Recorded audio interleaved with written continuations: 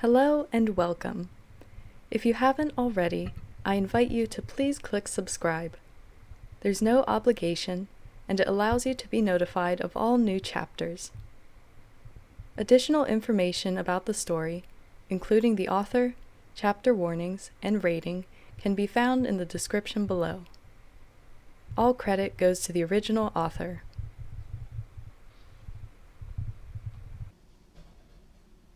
All That Remains by Orphan Account.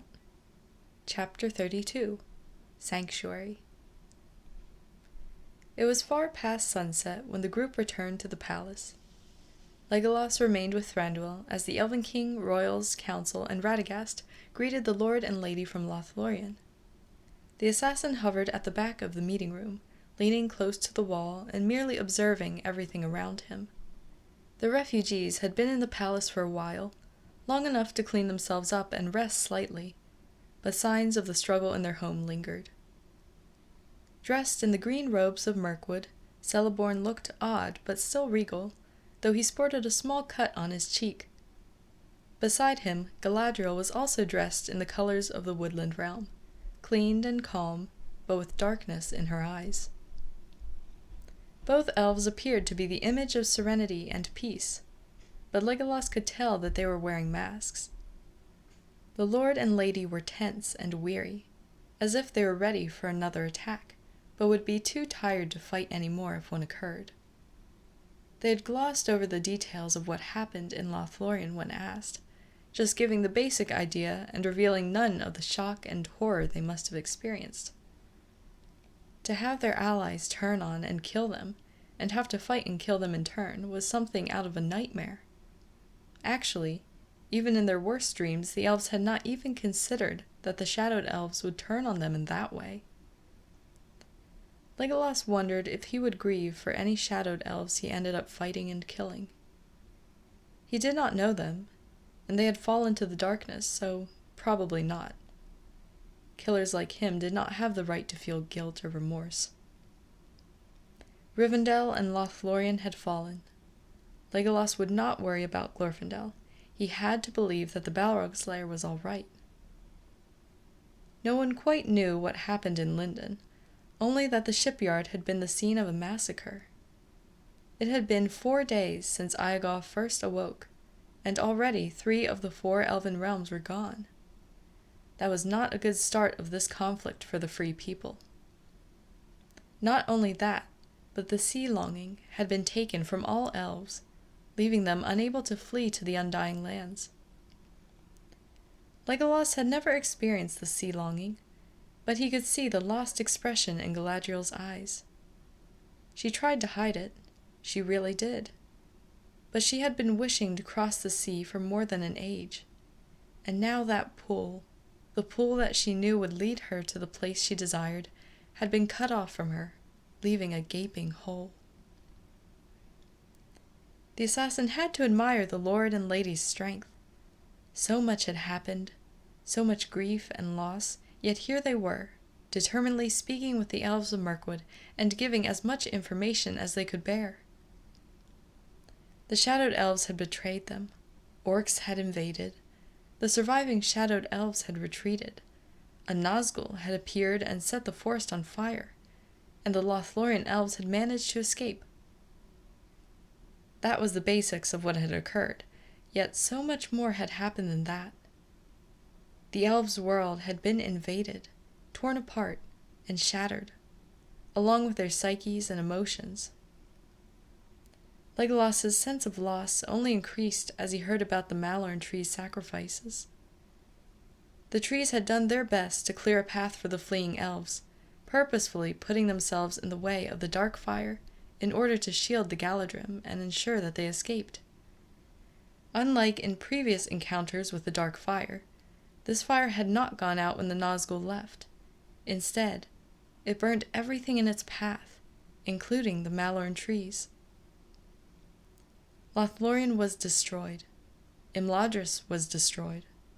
Lindon was destroyed. The Malorn trees were dead. The sea longing had been taken from the elves along with any safety they may have found in the Undying Lands. If Iãgaw's intention had been to decimate the firstborn, their culture, and their homes, he had certainly succeeded. Legolas could only wonder if there was a specific reason he had attacked the elves first and so brutally. He knew that the firstborn were the most light and the most magical, other than the Istari, and the shadowed elves had been conveniently placed among the realms.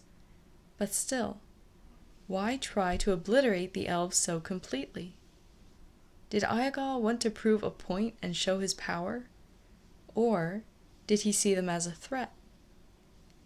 Did the Void think that the elves knew something about him that they should not?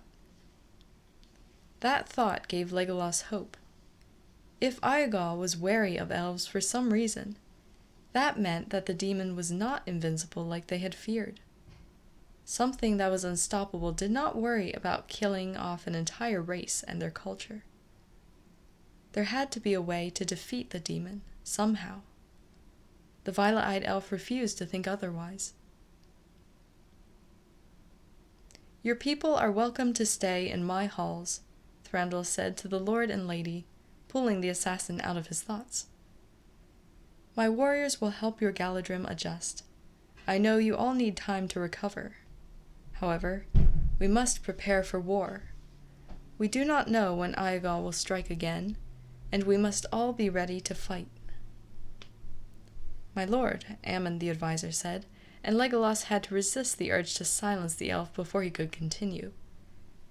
"We must protect our borders, that is true, but why do you speak as if we must head out to battle at any moment?"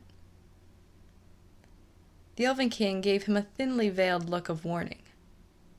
"Mirkwood is safe. Erebor, Lake Town, and the rest of Middle-earth are not. The elves cannot sit idly by and merely protect their own realms any longer. We must fight alongside our allies to protect them as well." "I agree," Galadriel said quietly, stopping Ammon before he could speak. "If Middle-earth falls, the sanctuary will follow, and all will be lost. We must keep back this darkness, not only for ourselves, but for all races. We are all bound to this doom, for I fear that even the Undying Lands will not be out of the Void's reach." There was an uneasy silence.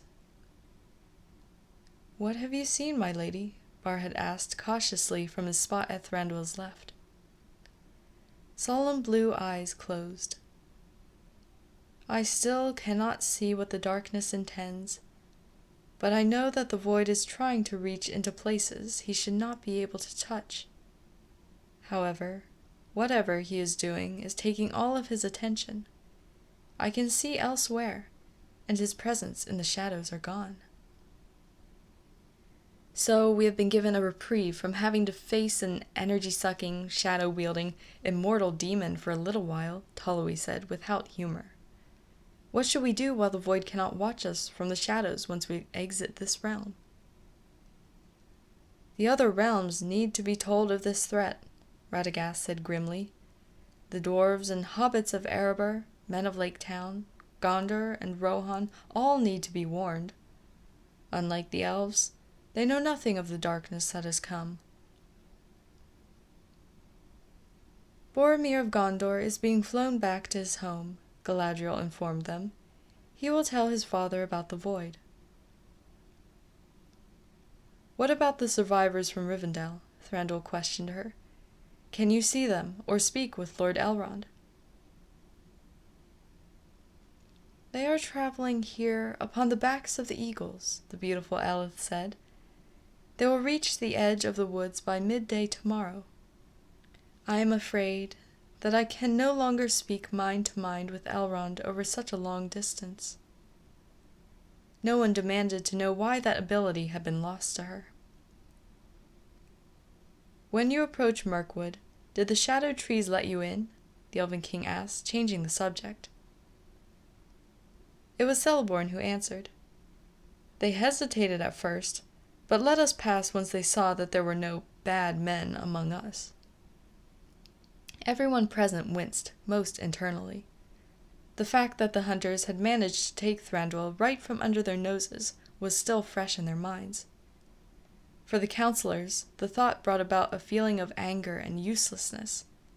For Radagast, Galadriel, and Celeborn, it sent chills up their spines at how easily the sanctuary had almost fallen.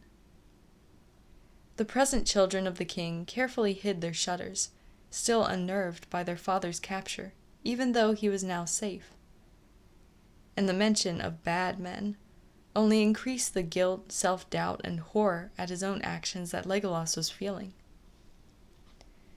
Ammon gave a soft huff, breaking the uneasy silence. "I see that the trees have learned that the other races cannot be trusted to come in here," he said coldly. All present looked at him with various expressions. Neutrality, agreement, shock, and anger could be found throughout the room. Thranduil was among the neutral look group, though Legolas had a feeling that the Elven King was as angry as him. "We will have to speak to the trees about this," the golden-haired elf said, drawing all attention to him. "The sanctuary is meant to protect and shelter all races. If the shadowed trees refuse to let men in, it could cause many deaths. We have to teach the trees how to better recognize friends and foes. It will not help anyone if they only let in elves, but block out the other races of the free people." "Are you saying we should let men into our realm?" Ammon demanded. "They have no right to be here." Legolas resisted the urge to throw a knife at the advisor, just to startle him and make him be quiet, of course. Was the elf really arguing with his king in front of the Lord and Lady of the Light? Ammon needed to smarten up and lose his arrogance. It was unclear why the advisor was being so unbearable and argumentative lately, but it was being counterproductive. For his own sake preferably, before Thranduil completely lost patience with him. The Elven King remained calm and cool, raising an eyebrow at the irate elf. "Are you saying that when the survivors from Rivendell come, we should bar entrance to Estel Elrondian and the hobbits?" Ammon hesitated before speaking again. "Of course the son of Elrond has a right to—" "Why do you speak of people's rights?" the golden-haired elf questioned. "This is not about rights and realms. This is about saving and sheltering as many people as we can. The void will not be dormant for long.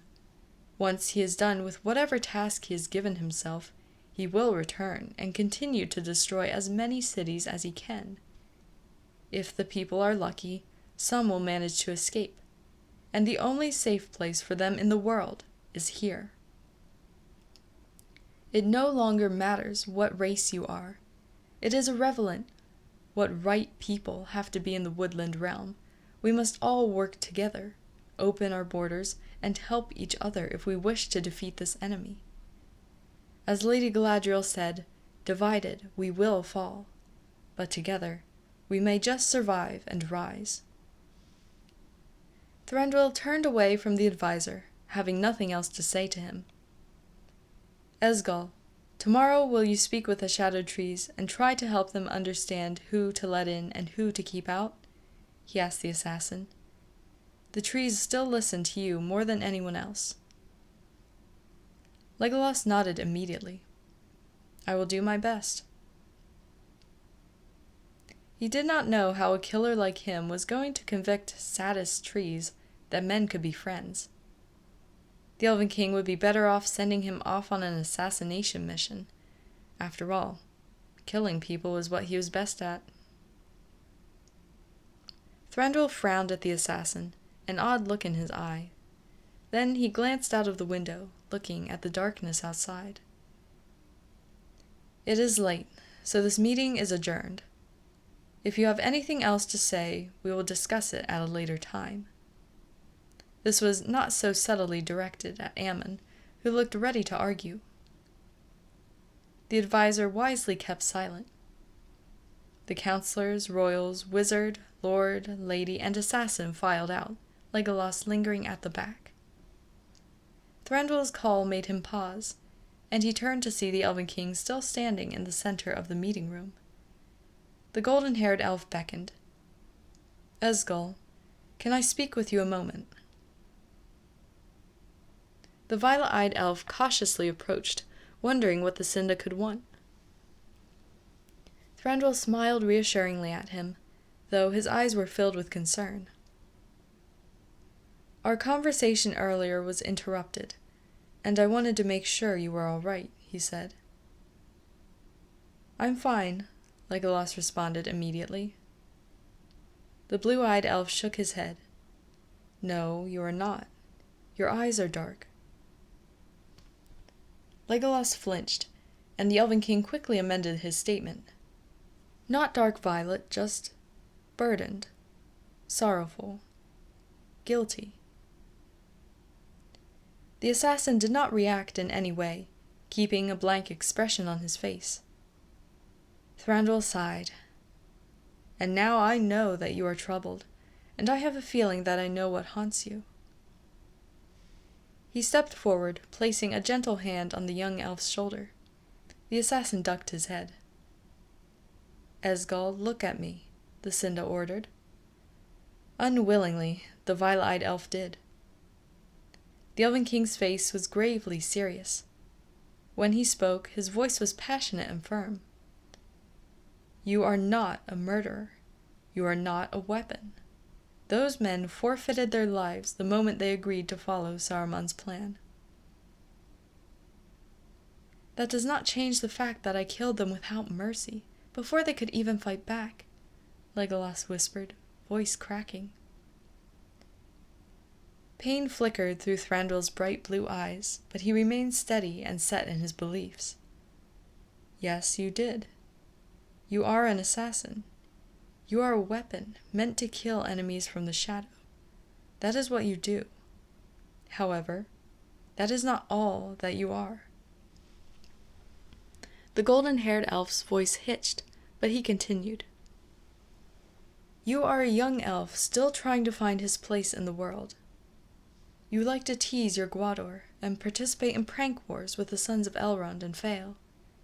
You love nature and are fascinated with all life, no matter how small of a life a creature has. You even grieve for the lost lives that you have taken in battle. You find joy and wonder in the little things no one else would ever even notice. You have trouble trusting, but when someone gains your trust, you love and care for them so deeply that you can be so deeply hurt." Thranduil took a breath. "You are not a cold-blooded killer. You are not a weapon. You are not emotionless. Always remember that, for you are so much more than an apathetic assassin. You are Esgal. You are Daelas. You are Brian the Ranger. You are Hashras. You are Legolas." Legolas's eyes snapped up to the Elven King's, wide with shock. "I heard the Shadow Tree in Dol Guldur say Daelas, not Legolas," Thranduil said softly. Will you tell me why you do not use it?" The assassin shifted on his feet, looking down. At first it was to protect myself. Then I did not because it is the only thing I had left from my past. It was mine, and mine alone to know, so no one could take it from me, and now I don't know who Legolas was, so how can I be him?" His voice shook. "The only things I know are things that can be assumed through logic. The only fact I have is that I had a pet rabbit. We're so different, I'm so changed, that how can I ever know or become even close to who I was before my memories were sealed?" The Elven King looked sadly at him, before his expression changed into grim determination once more. "You do not need to worry about becoming who you were again. You do not need to try to change who you are. Legolas was a part of you, and still is, and when the time comes and your memories return, I am sure that everything will come together. Besides, I think that you have more of Legolas inside than you think." He smiled then, genuine and comforting, and Legolas found himself smiling back, just a little. "I will not tell anyone about your birth name," Thranduil promised. "I can tell that is a precious secret to you, though I cannot say that I am sorry that I stumbled upon it." There it was again, that odd, unidentifiable expression before it cleared. "However, know that you can trust me with anything, Esgal. If there is anything you wish to talk about, anything you wish to tell me, I am here. I may not be able to find my son, but at least I can help you." Legolas found the last statement to be comforting rather than guilty or strange. For some reason, he did not feel as if the Elven King was using him as a distraction, since he could not go out and find the lost prince. Thranduil truly did want to be there and assist the assassin, and for once, Legolas felt like he could let him. He could not convey his feelings into words, merely whispering a soft "thank you." And although Thranduil's eyes shone with a sadness, his face lit up with relief and joy. He understood. "You're welcome."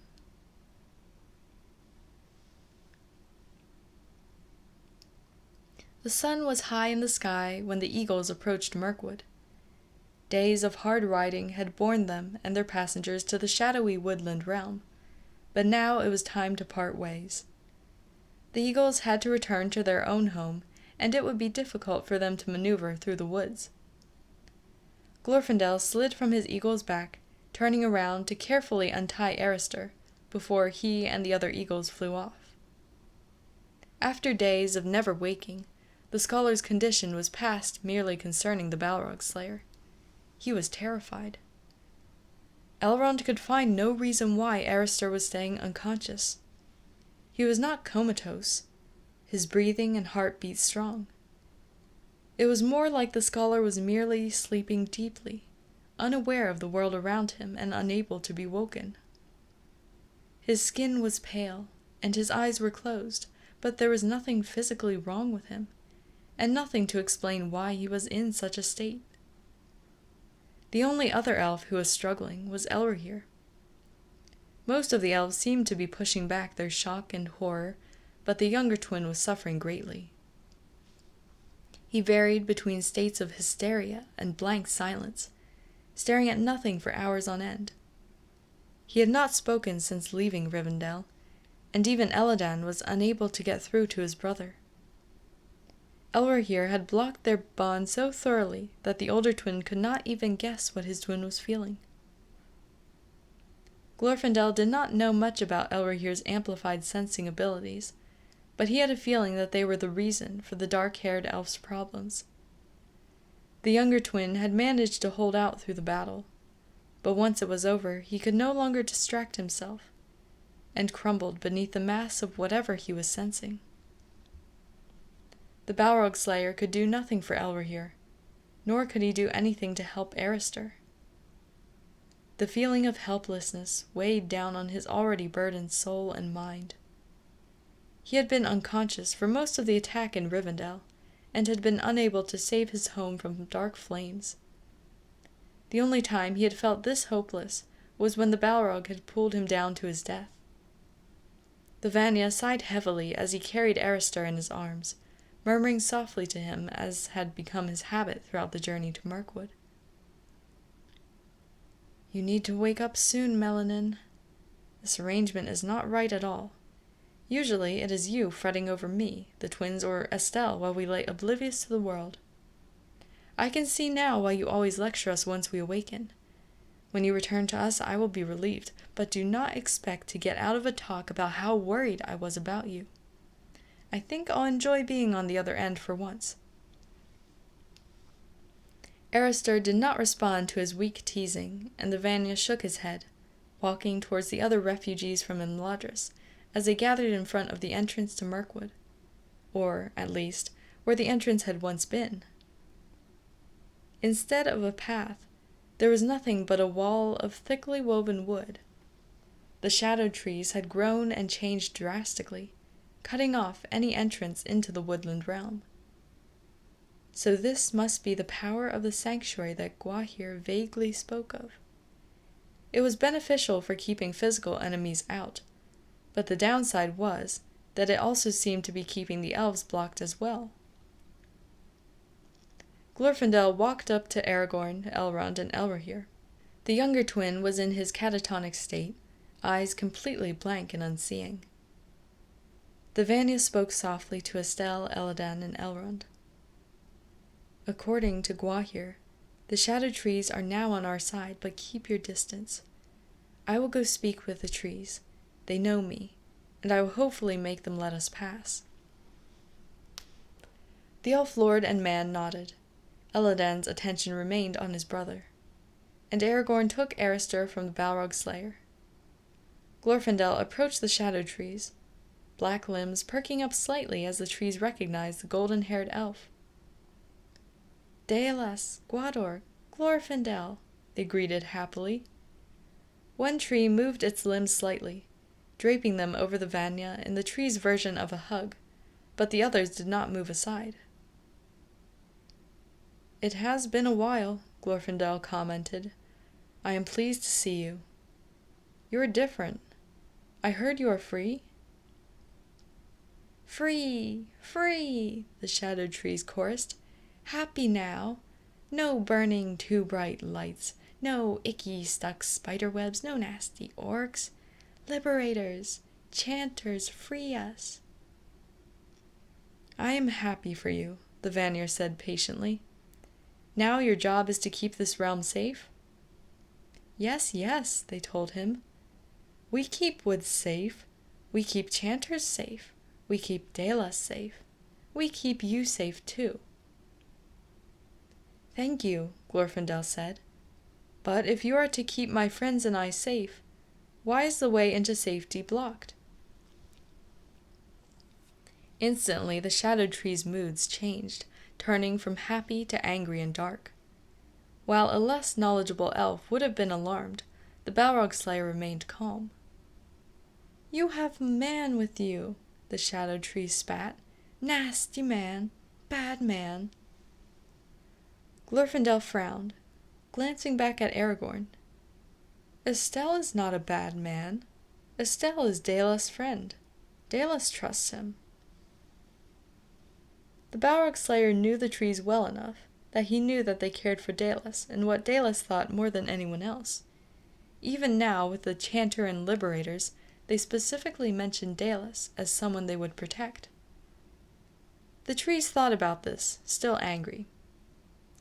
Legolas trusted but did not trust bad men. Megalag Prince let bad men in, and Legolas led bad men to Elven King, but bad men were bad. Bad men took Elven King. Bad men hurt Elven King. Bad, bad men. Glorfindel felt a chill. Thranduil had been captured? Is the Elven King all right? He asked urgently. Yes, the trees told him, but rage rippled through their voices. Legolas killed bad men and rescued Elven King, but bad men still tricked Legolas and got to Elven King. Legolas trusted but did not trust bad men, and they were nasty bad. Elves are not bad. Little not men hobbits are not bad. But we won't let Estelle man into Mirkwood. They hissed the word man with hatred, as if men were as evil as orcs in their eyes. The Balrog Slayer thought carefully, trying to come up with a way to convince them. The fact that Aragorn was Elrond's adoptive son and had been raised among elves would hold no weight in the Shadow Tree's minds. Saying that Legolas Gwador had known the ranger since he was a child would not change their minds either. An idea formed in Glorfindel's mind. Estelle is a close Legolas friend, he told the trees. Legolas cares greatly about Estelle and wishes to protect him. Legolas was the one who brought Estelle to Rivendell for safety when he was small. The trees mulled over his words. Legolas brought Estelle to Hidden Sanctuary? They questioned. Legolas trusted Estelle in other realm? Yes, Glorfindel emphasized. The trees murmured unintelligibly among themselves. Then their attention returned to the Vanya. "We will let elves and little not-men hobbits and a Stellman in," they decided. The golden-haired elf smiled. "Thank you, Melanin." The wall of wood moved apart, revealing the path into Mirkwood. Glorfindel ushered the others inside. The elves did not hesitate to head for the tunnel that was created, but the hobbits hovered nervously, staying where they were. Yes, they were almost used to elves and their strange magic, but moving trees? Finally, Bilbo stalked out of the mass, turning back and beckoning to his kin. "Come on now! The way is open. Don't just stand there like startled does." The hobbits timidly followed the elves into the woods. Glorfindel checked to see if everyone was coming when he spotted Elladan and Elrohir standing in the same spot they had been, alongside Elrond. The Balrog Slayer hurried over to them, and the older twin looked up at him with a frustrated and fearful look on his face. "Elrohir won't move.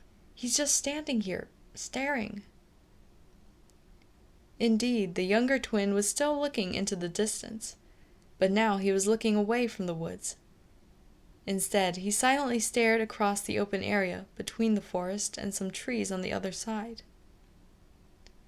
Exchanging a glance with Elladan, Glorfindel gently grabbed the blank-eyed elf's other arm and guided him towards the path. Elrond stayed beside them, face twisted with concern for his younger son. Elrohir just kept staring, turning his head to look behind them. He blinked, something entering his eyes. The other three elves paused. "Elrohir?" Elladan asked hopefully. Another blink. The younger twin's mouth moved wordlessly. "Elladan," his brother said more firmly, "can you hear me?" Elrohir turned to him, breathing starting to quicken. Glorfindel's heart clenched as the elf began to shift into his hysterical state. To his shock, the younger twin did not collapse and start hyperventilating. Instead, he whispered a single word in a hoarse, croaky voice. "Shadowed." He still stared at the other copse of trees. Glorfindel followed his gaze, sharp eyes seeing among the silent trunks outside of the sanctuary. He saw movement along the woods. He let go of Elrohir, racing towards the edge of the sanctuary. "Shut the way!" the Balrog Slayer shouted to the shadowed trees. "Enemies come!" Shapes appeared out of the other woods, racing quickly towards the open path. They were shadowed elves, their black eyes visible even from the distance. The shadowed trees hesitated, confused by what they were seeing and what they were sensing. They were elves, but they were not elves. No, actually, they were not elves at all. They contained pieces of him. They contained pieces of the darkness that tried to enslave the trees. As one of the trees shrieked in rage, Glorfindel gave a cry of pain as the terrible sound reached his eardrums. He staggered, unintentionally exiting the sanctuary. The shadowed elves ignored any pain they felt from the sound, all focusing on the stunned Balrog Slayer in their path. The closest one unsheathed her sword, raising it as she approached to strike down the Vanya. The trees screamed, "You know her, Delas Guador!" Limbs lashed out, stabbing into the servants of the enemy as easily as sharpened spears. More limbs plunged down, slamming in front of Glorfindel, and acting as a wall between him and the enemies. A single limb snaked around his waist, pulling the Balrog Slayer rapidly backwards, as a path was sealed in front of him. He could no longer see the shadowed elves, but he could hear their screams and the sound of wood entering flesh, of bones being snapped, all accompanied by the snarling roar of the trees. The shadowed tree that had grabbed him set him gently down beside Elrond, who looked at him with open shock. Many others had similar expressions, though most showed stunned horror. Glorfindel breathed heavily, shakily touching the limb that hovered near him like a worried parent. "I'm fine," he told the tree. "Thank you for the assistance." "Enemies will not hurt Delas Guador," the tree said coldly. "Bad Aura shadowed elves are void servants. Bad elf servants will not let in here." Its attention shifted, its mood calming. "Delas comes." Sure enough, the assassin dropped down next to Glorfindel, looking in the direction of the edge of the forest. "I am sorry that I did not arrive earlier," he murmured. "Though I may not have been needed, I see that the trees let you in." He gave the Balrog Slayer a smile, hesitated, then rushed forward and gave Glorfindel a hug. The golden-haired elf returned the gesture of affection, grinning sadly but happily at the same time. The assassin must have been terrified for him if he was hugging him in front of so many people. "I'm so happy that you're all right," Esgal mumbled, "when I heard that Rivendell had fallen." The Balrog Slayer did not laugh and say that it would take more than what had happened to kill him.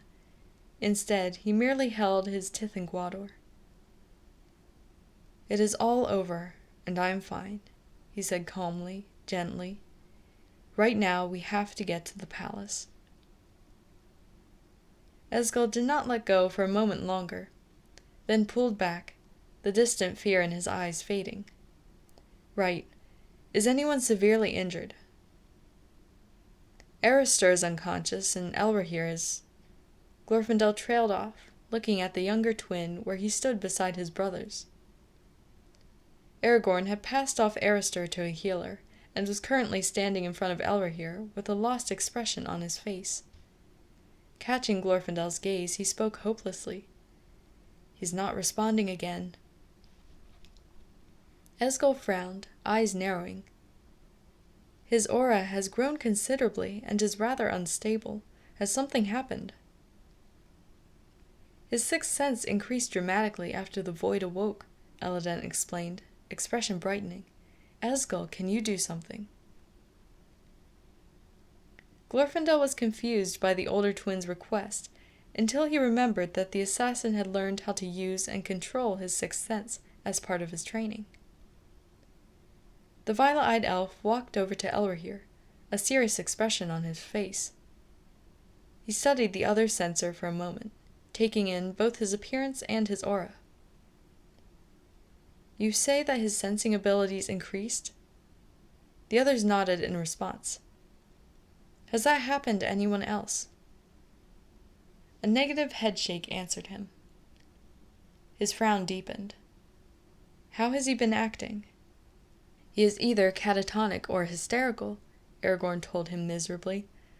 "Whenever he is aware, he is mumbling about how it's too much, and how it hurts." Esgal's expression darkened further. "Rainier and Iãgaw know the way to the palace. Anyone who is not a family member or Glorfindel, start heading there," he ordered loudly, glaring at the gathered elves and the hobbits around him. "Now!"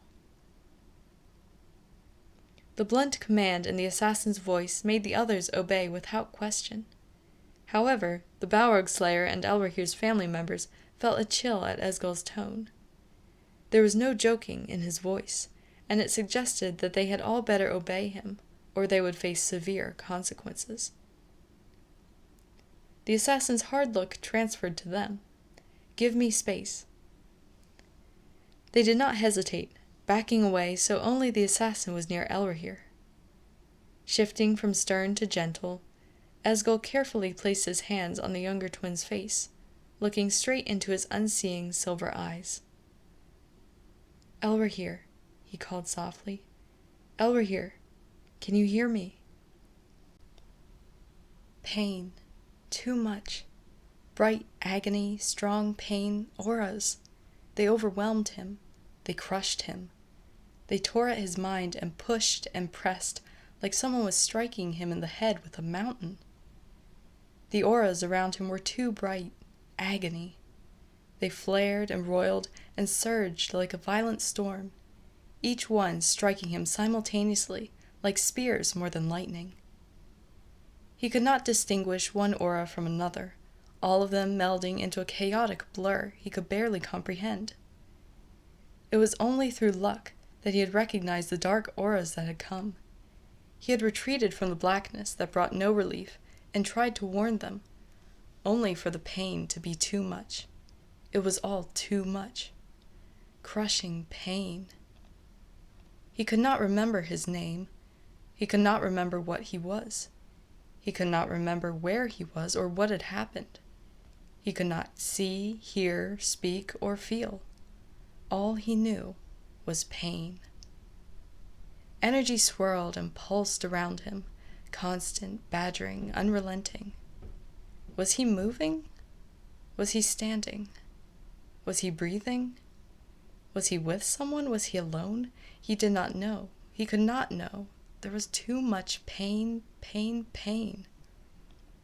Make it stop. Make it stop. Please, please make it stop. Auras shifting, energy swirling, presences retreating, less pain. Still too much, but there was less. Something was in front of him. Yes. It was close to him, in the direction he was facing. It was not a presence. It was almost an absence of a presence, but not dark like the empty, cold, evil presence of the void. More shifting, more changing, another aura appeared. He mentally screamed and cringed, preparing for more pain, but no pain came. Curious, he refocused on the presence in front of him. It was calm. It was controlled. It was gentle and not too bright.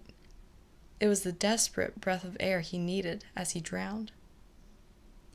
He watched it warily, waiting for it to flare and cause pain like the others, but it remained steady and constant, like the soft glow of the moon.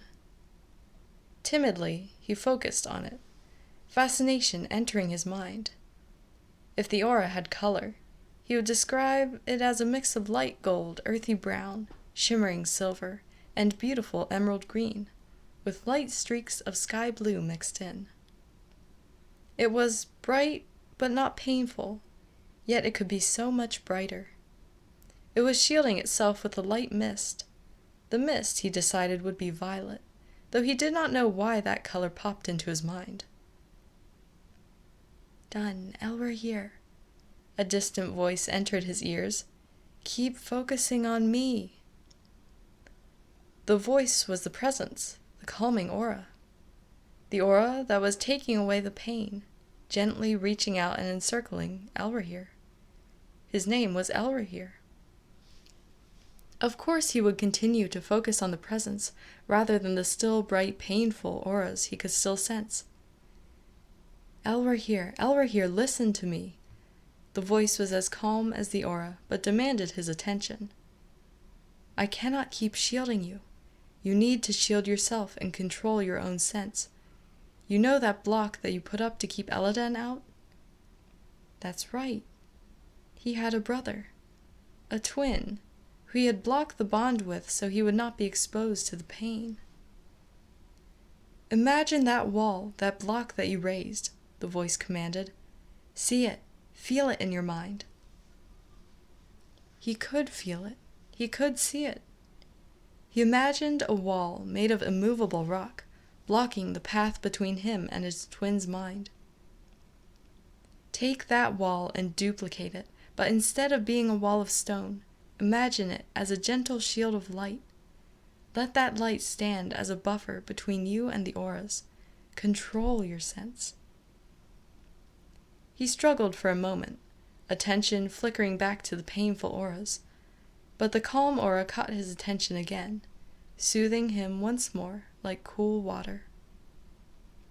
Elwer imagined light, not painful light, flowing through his mind, building upward and outward as it encircled him. Immediately, the other auras were no longer painful, their presences and brightnesses dimmed to a bearable amount. "Very good, Elwer," the voice said softly. "That's good enough for now." To the elf's great disappointment, the calming aura vanished from his sixth sense, too subtle for him to be aware of any more. His eyes fluttered, and he blinked, sight returning to him. Silver eyes met violet, and Esgal smiled. "Welcome back." "What happened?" the younger twin whispered, voice hoarse. He looked around in confusion, slowly recognizing the trees as those found in Mirkwood. Before he could observe more, two objects slammed into him. Elrohir yelped, startled, and looked at his two brothers in surprise. He could sense their auras, no longer blazing suns, and slowly began to discern the difference between the two. "You're all right," Aladan mumbled, voice hitching as if he were resisting the urge to cry. "You're all right." "I'm fine now," Elrohir said mentally through instinct, and this twin's expression brightened. Elrond was speaking to Esgal, relief evident in his tone. "Thank you. May I ask how you pulled him back?" The younger twin and his brothers turned to the assassin, wanting to know as well. The violet-eyed elf looked right at Elrohir. "When your sensing abilities increased, your sensitivity to all of the auras around you grew to an unbearable amount," he said softly. "When I was learning how to sense others with my aura, I accidentally went too far and almost lost myself. My mentor used a technique he called the Eye of the Storm to bring me back. In simple terms, what one has to do is dull and control their presence as much as they can, so that their aura is a calm area among the chaos of other auras. This single point of calm draws in the sensor's attention, distracting them from the chaotic auras. During this period, the person with the calm aura can guide and help the other, by helping them control their own sensing abilities." The assassin was gravely serious as he looked at Elrohir. "I'm glad that you were able to filter and block the auras around you so quickly, but you will still have to learn how to control your senses. Blocking and filtering will only work for so long. I'm afraid that lessons in meditation are the best way to learn instinctive control." He did not smile. Neither did Elrohir, the echoes of pain poking at the back of his mind. He and things like meditation did not mix, but he could feel the pressure of this new power in his mind, ready to explode if he was not careful. "I will learn," he said quietly. Esgal relaxed noticeably, assured by his words. "Good. There's a reason that most elves do not have the power to sense auras from miles away. You have been given a gift and a curse, Elrohir Elrondian." Elrohir remembered the feeling of being able to sense others' deaths and silently agreed. And then the commanding, "You will listen to me," Esgal was gone, the danger having passed. He turned to look at Elrond and Glorfindel. "We can head back to the palace now." Elrond looked as if he wished to know more about Elrohir's former condition and future, but restrained himself for now. "Very well. Lead the way, Esgal."